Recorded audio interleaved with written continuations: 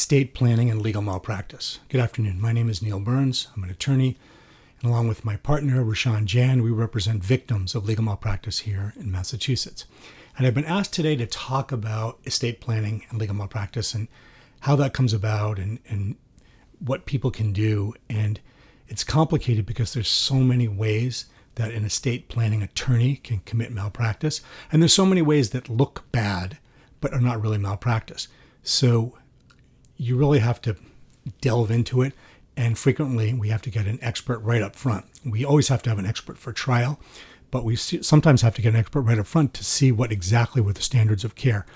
But a couple things are important to know before you call or before you hire a lawyer. The lawyer you're going after needs to be your lawyer. Legal malpractice is against your lawyer. So if your brother was handling the estate, and hired the lawyer doesn't represent you. He or she represents the estate and the brother. Now, the estate may have been obligated to give you distributions, so therefore you may need to get your own estate attorney to litigate your share or to litigate for your share. But let's assume that we get past that first hurdle. You were the person that hired the lawyer, that paid the lawyer, that worked with the lawyer, and he or she didn't do what they were supposed to do. In that case, in that instance, you may have a case against him or her. But you need to go through all the steps of a legal malpractice case, because once you get the attorney-client relationship, then we have to have, do they have a duty? Well, they don't have a duty to do everything, but they do have a duty to do certain things depending upon what happens in estate planning.